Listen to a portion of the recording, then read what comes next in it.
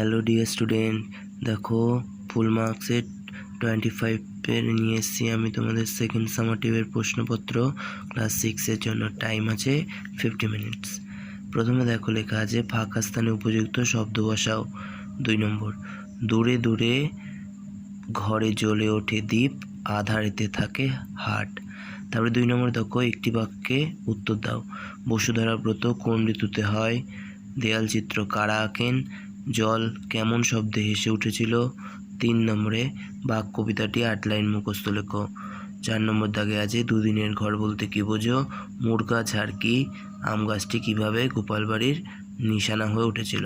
5 নম্বরে পথ পরিবর্তন দিয়েছে অভিনয়, অর্থ, আনন্দ, ইচ্ছা।